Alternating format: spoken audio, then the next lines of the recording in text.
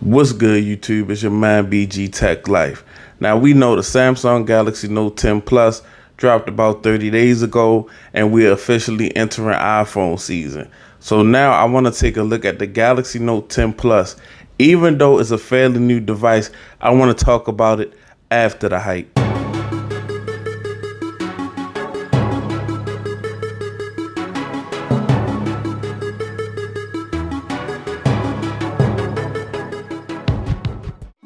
Okay, guys, so after the hype, let's talk about the elephant in the room, the price of the Galaxy Note 10 Plus.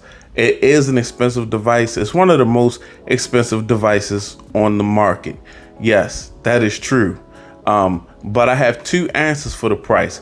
I would like to say that at $1,100, I was okay with paying $1,100 for this device. Comparing it to other devices on the market and how much other devices cost that came out previously and devices that are coming out, $1,100 is not too much to pay for a Galaxy Note 10 Plus.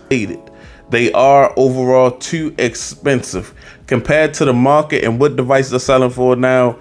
$1,100 for a Galaxy Note 10 Plus is fair to me, but overall all smartphones are too high, and if we adjusted all smartphones to cheaper prices, yes, it would be nice for this phone to cost about $900, but in today's market, all smartphones are too expensive. But compared to the prices that we paying for these devices that are out now, the Galaxy Note 10 Plus, I mean, at $1,100 is not that bad.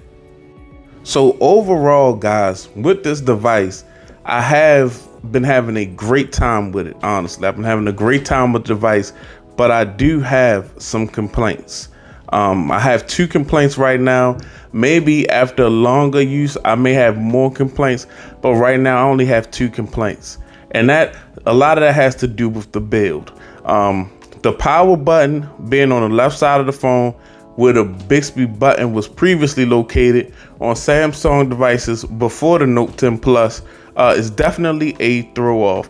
I do not like that. I like my power button to be somewhere in reach of my thumb, and it is horrible trying to take a screenshot on this device. I do not like how Samsung moved the power button. Maybe it was for battery. I don't know the reason why, but I still did not like that move at all.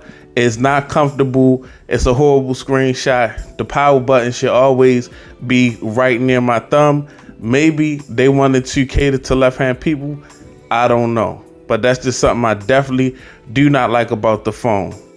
At first, I was willing to take the headphone jack in stride, guys. If you watch the 10100 streams, shout out to 10100. I was saying that the headphone jack is basically equivalent to a cassette player in a car. As the cars get newer, if you buy a 2019, 2020 car, it won't have a cassette player. They were phasing out older technology. But with using this device and trying to record some videos with this device and, do different tasks with this device and hook it up to different pieces of equipment, I really didn't like the fact that it didn't have a headphone jack, and I had to actually find workarounds and example dongles for the headphone jack. I did not like that at all. Some phones can not have a headphone jack and it'd be okay, but since they say this phone is for a content creator or a person who is a utility phone, a phone that should have everything, it should still have a headphone jack because we use microphones, aux cable still in the car. It should have a headphone jack because it shortens the capabilities of a phone that's supposed to do everything. So I do not like the fact that they removed the headphone jack.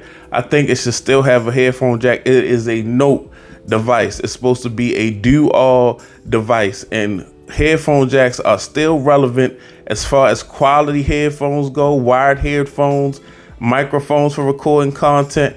Yes, we still need the headphone jack. I did not like that move at all. I cannot lie. The headphone jack leaving the Note is a fail. Okay, guys, now that that's over, let's talk about why the Samsung Galaxy Note 10 Plus is the best or one of the best phones on the market and then we can get our hands on in this country, point blank, period. I mean, this is a feature packed device, and it is the perfect evolution of the Samsung Galaxy Note 9. We went from a Galaxy Note 8 to a Note 9 with not much difference at all. But when we went from the Note 9 to the Note 10 Plus, I mean, it was just a lot of difference. First of all, this device has a bigger screen, and I'm specifically talking about the Note 10 Plus, guys.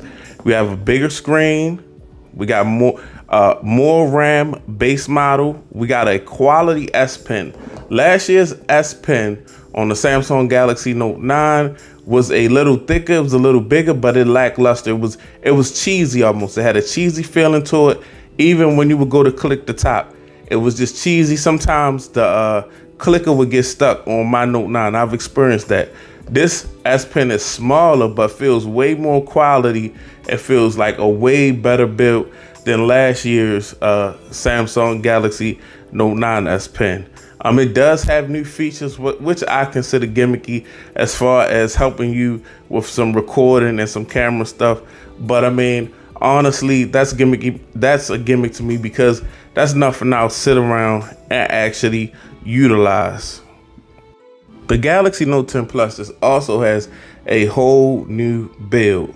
It's actually almost the same footprint as the Galaxy Note 9, but the way that they got rid of the bezels and just used that one pinhole camera on the front of the device, now we have a 6.8 inch screen compared to a 6.4 inch screen. So that jump in screen is always something I wanted to see.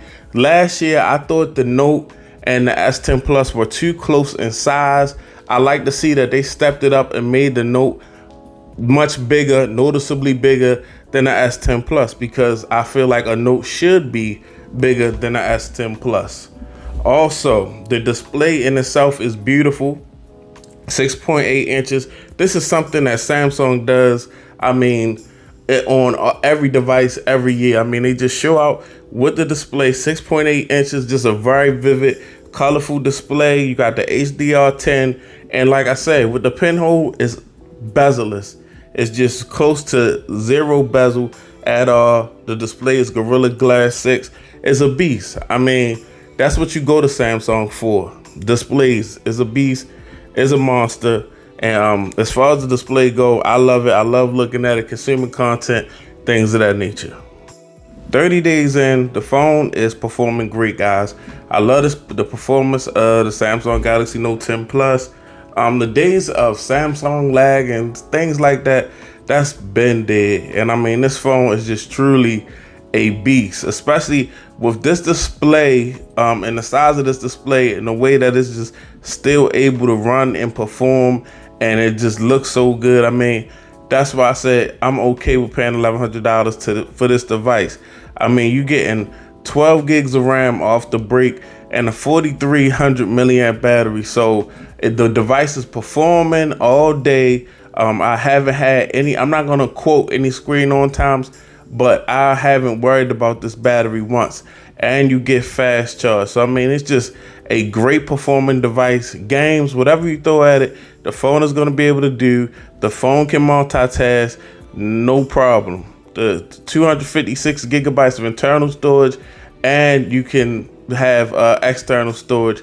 You can add a micro SD. I mean, that's just monstrous, guys. So I mean, I'm really loving this device, loving the performance, and it's still a feature packed phone, even though we did lose the headphone jack. I mean, you're getting extras like fast charge out the box.